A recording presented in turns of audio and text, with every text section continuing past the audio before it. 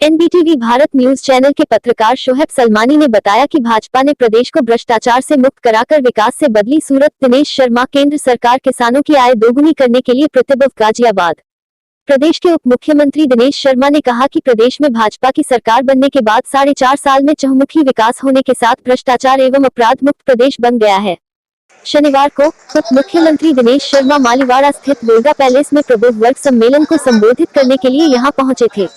उन्होंने कहा कि भाजपा की कथनी और करनी में कोई अंतर नहीं है। किसानों के मामले में उन्होंने कहा कि केंद्र सरकार किसानों की आय दोगुनी करने के लिए प्रतिबद्ध है, किसानों की मांग मानने के लिए तैयार है, मगर किसान कानूनों में संशोधन नहीं चाहते हैं। उप मुख्यमंत्री दिनेश शर्मा प्रबुद्ध सम्मेलन को संबोधित करने के लिए पहुंचे थे। शाम को करीब 6 बजे गोल्डा पैलेस में पहुंचे उप मुख्यमंत्री डॉक्टर दिनेश शर्मा ने भाजपा के राष्ट्रीय अध्यक्ष जेपी नड्डा द्वारा बूथ विजय अभियान के वर्चुअल सम्मेलन में आगमन पर पहुंचे। उन्होंने कहा कि भाजपा हर वर्ग को साथ लेकर चलने वाली पार्टी है।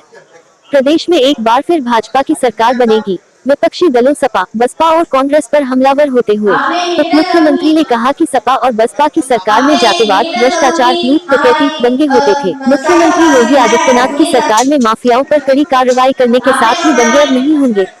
उन्होंने प्रबुद्ध वर्ग सम्मेलन में कहा कि प्रबुद्ध वर्ग को भाजपा सरकार बनाने में पूर्ण सहयोग मिलेगा, इसकी पूरी आशा है। इस मौके पर राज्य मंत्री उत्तर प्रदेश अतुल गर्ग, मेयर गाजियाबाद आशा शर्मा, एमएलसी दिनेश गोयल, साहिबाबाद विधायक सुनील शर्मा, मुरादनगर विधायक अजीत पाल त्यागी, अशोक मूंगा, मंत्री प्रतिनिधि मित्तल मेदी, भाजपा व्यापार प्रकोष्ठ के महानगर संयोजक अनुज मित्तल, क्षेत्रीय उपाध्यक्ष भाजपा मयंक गोयल, अध्यक्षता डॉक्टर एस के राय, प्रधानाचार्य Shambhu Dayal degree college Guruchandra Sharma, doctor Mahesh Sharma, doctor S K Sharma, Suresh Sharma, Rakesh Baweja, Ashok Sharma, Rajkumar Chaudhary, Lokesh Sharma, MLC Dinesh Goyal, Sahibabad विधायक सुनील शर्मा, मुरादनगर विधायक अजीत पाल त्यागी, अशोक मूंगा, राज्य मंत्री प्रतिनिधि राजेंद्र मित्तल मेदी, भाजपा व्यापार प्रकोष्ठ के महानगर संयोजक अनुज मित्तल, क्षेत्रीय उपाध्यक्ष भाजपा मयंक गोयल, अध्यक्षता डॉक्टर एस के राय, प्रधानाचार्य Shambhu Dayal degree college Guruchandra Sharma, doctor Mahesh Sharma, doctor S K Sharma, Suresh Sharma, Rakesh Baweja, Ashok Sharma, Rajkumar Chaudhary,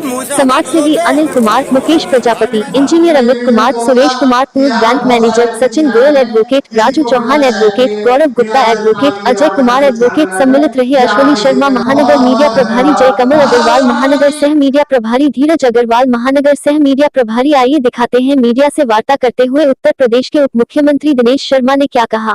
प्रबुद्ध वर्ग सम्मेलन प्रदेश में लगातार जारी है, लगातार चल रहा है, विधानसभा में चल रहा है। इस प्रबुद्ध वर्ग सम्मेलन से आगे बीजेपी को क्या हासिल होने वाला, क्या 2022 की चाबी प्रबुद्ध वर्ग सम्मेलन के से? देखिए, भारतीय जनता पार्टी कोई भी काम चुनावी दृष्टि से नहीं करती है।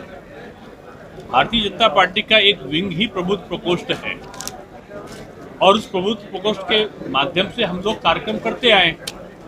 अभी हमारा युवा मोर्चे के कार्यक्रम हुए थे, महिला मोर्चे के कार्यक्रम हुए थे, किसान मोर्चे के कार्यक्रम हुए थे, अब हमारा बुद्धिजीवी प्रकोष्ठ का चल रहा है। तो ये एक भारतीय जनता पार्टी सतत काम करती रहती है, दूसरे दलों की तरह नहीं है कि कोरोना आया तो घर में बैठ जाओ और कोरोना कम हो जाए तो बाहर निकल के कहो सरकार ने काम नहीं किया। बीजेपी का कार्यकर्ता हमेशा डटा रहता है। कोरोना ऐसे संक्रमण काल में सेवा ही संगठन के नाम पर बीजेपी का कार्यकर्ता, हमारा जनप्रतिनिधि, हमारे मंत्री, सारे के हमारी सरकार और हमारी पार्टी जहां घर घर जा रहे थे, गांव-गांव जा रहे थे, सैकड़ों की तादाद में दिवंगत भी हमारे कार्यकर्ता, हमारे साथ एमएलए नहीं रहे, 3 मंत्री नहीं रहे, लेकिन उस समय कुछ लोग इस बात को आरोपित कर रहे थे कि बीजेपी की वैक्सीन है। घरों में बैठ कर ट्वीट कर रहे थे दिल्ली से कुछ नेता कि वैक्सीन आ ही नहीं सकती, आएगी तो फायदा नहीं करेगा। जब फायदा भी कर गई, आ गई, फिर बोले मुफ्त में होना चाहिए, मुफ्त में भी हो गई।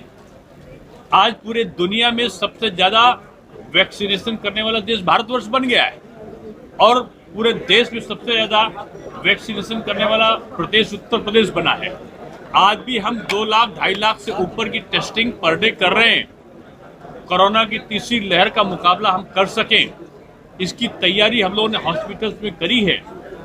तो भारतीय जनता पार्टी का कोई भी कार्यक्रम केवल राजनीतिक उद्देश्यों से नहीं होता, समाज को परिवर्तित करने वाला वर्ग प्रबुद्ध वर्ग है, जो देश और राष्ट्र के निर्माण में बड़ा भूमिका रखता है, उसका महती योगदान हो सके और उनके द्वारा जो सुझाए गए रास्ते हैं उन पे सरकार अच्छी तरीके से काम कर सके। सर, अभी आपने ट्वीट की बात की, अखिलेश यादव ने एक ट्वीट किया है और ये कहा है कि हर बूथ पर यूथ का ऐलान, जन मन का अभियान, उस पर क्या कहना है? देखिए, हम किसी दूसरे दल के नारों के बारे में कुछ नहीं कहेंगे। बूथ की कार्ययोजना के बारे में आपने भी पूछा है। भारतीय जनता पार्टी की संरचना ये कैडर बेस्ड पार्टी है, दूसरे दलों की तरह परिवार की पार्टी नहीं है। आज आप ममता जी को ले लीजिए तो भतीजा उत्तराधिकारी होगा, मायावती जी को ले लीजिए तो भतीजा उत्तराधिकारी होगा, आदरणीय मुलायम सिंह जी को ले लीजिए तो अखिलेश जी उत्तराधिकारी होंगे, कांग्रेस में ले लीजिए तो प्रियंका जी, राहुल जी, सोनिया जी उत्तराधिकारी होंगे।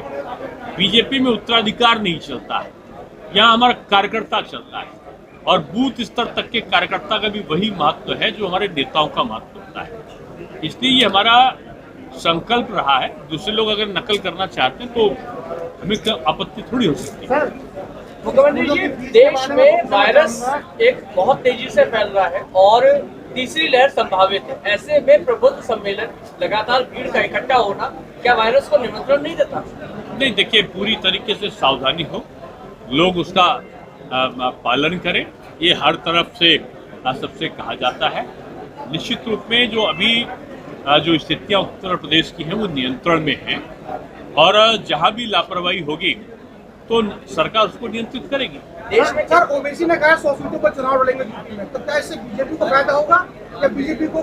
देखिए, एक बड़ी भारी भ्रांति है कि सपा, बसपा, माकपा, भाकपा, कांग्रेस, छोटे दल, हैदराबाद से आए, बंगाल से आए, कहीं और से आए, ये सारे दल अलग अलग है, ऐसा नहीं है।